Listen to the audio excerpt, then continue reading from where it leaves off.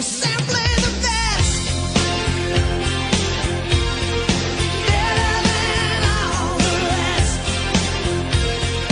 Welcome back to the channel, it's JPA here. In today's video I'm going to be discussing Rangers versus Hibs at Ibrox tonight. It's going to be an interesting game. Obviously Rangers got that disappointing draw in our last game. Hibs also got a draw in their last game, but the difference is they were 2-0 down and they came back to draw 2-2. Difference in obviously opposition that we were playing. The thing I like about playing Hibs is they play slightly more open, they try and go after us. And I know Hearts went after us as well, but I think that was slightly different because there was a lot of heated tackles in there. It was very congested in midfield and we pretty much just lost the battle. Hibs do try and get the ball down and play football, which creates gaps at the back. We obviously seen that in the previous game when we beat them 3-0 because we pressed them really high up the pitch and we didn't give them any time on the ball. We have to do that again tonight. I feel we kind of lose a little bit of intensity at home. I didn't understand quite why that is.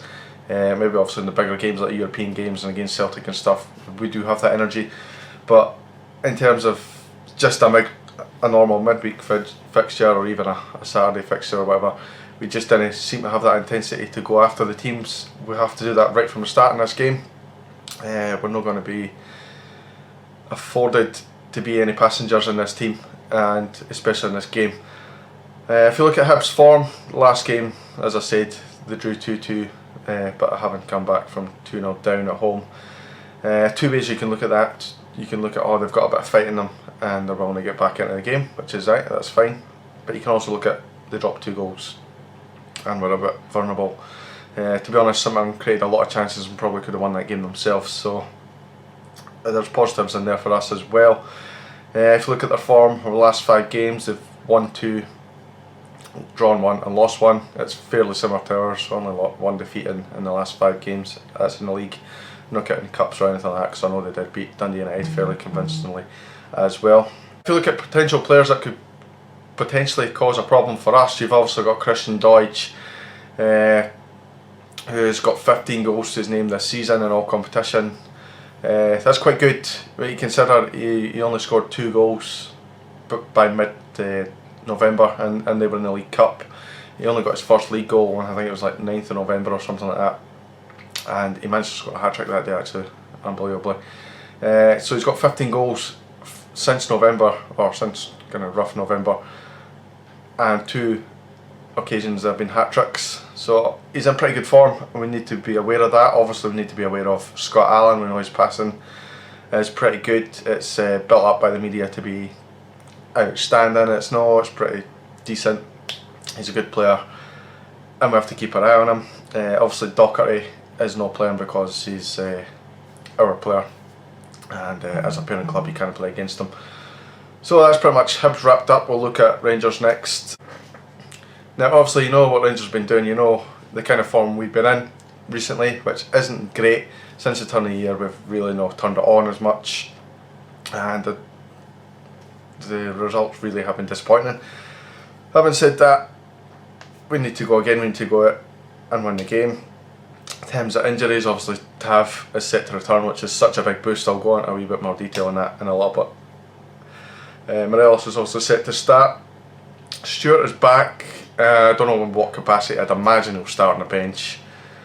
And Ryan Jack is not quite fit. He's not quite ready to come back yet. He's not quite recovered from his injury, from that calf injury that he picked up.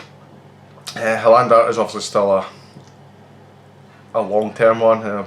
Probably about 4 or 5 weeks before we even see him on the training pitch. So that's the injuries dealt with. In terms of Tavernier coming back, it's absolutely huge for us. And not just him bombing down the right hand wing, providing those vital crosses. He's our captain, he's our leader. Now, I've seen a quote, and I'm going to kind of paraphrase this, by David Edgar of Heart and Hand podcast. If you've not seen that, check that out on YouTube. Very, very good, very insightful. He's basically said that Tav, when he looks at a leader as a captain, he looks at like Goff, Terry Butcher, Barry Ferguson, somebody who will just absolutely go through a team and absolutely destroy them. Tav's not that kind of leader, but he does lead in other ways. He leads by example, he picks up the ball and he just drives, and he never ever gives up, and I think that's what we've been missing the last few games, is that drive to go forward. No, nothing against Matt Polster, nothing against, well, a little bit against Flanagan, let's be honest, but nothing against Polster. He's coming and done a job. There is even talk about him playing in midfield, which would be good for him, but these players didn't have that drive that Tavernier has. He's got that willingness to get forward and just never stop. I know there are questions over his defensive duties, but I actually think he's majorly improved in the last couple of years on that as well. So he'll be massive to come back. Obviously, him linking up with the likes of Morelos, and that is good as well. Delighted to have him back in the team, to be honest. So now it's just for my prediction. You guys obviously can put yours down in the comment section below. I'm going to go for a nice strong performance. Rangers 2, Hibs 0. I do believe that they'll leave the back door open when they do get forward. Goal scorers, I'm going to go slightly different. I normally go for Morelos whenever he's playing, just because he's Morelos and he scores goals. I'm not going to do this time. I'm going to go for Tavernier. I think he'll get a goal on his return, whether that's a set piece or just running off and getting like a 1-2 in the edge of the area and scoring. I'm going to also go for Ryan Kent, who I think has been a little bit off form recently, despite the fact he's scored a couple of goals. I don't think his form's been that great, but I think he'll pick up, and I think the fact that Hadj is now there looking to possibly steal his position or possibly be that extra player that drives the team forward and creates stuff, Kent will not want to be no part of that. He'll want to very much be the focal point of our creativity, and I think that's why he'll score tonight. So obviously get your comments down below. So that's the video pretty much wrapped up, guys. Thank you very much for watching. Please subscribe if you're new to the channel, and I'll see you in the next video. Cheers, guys.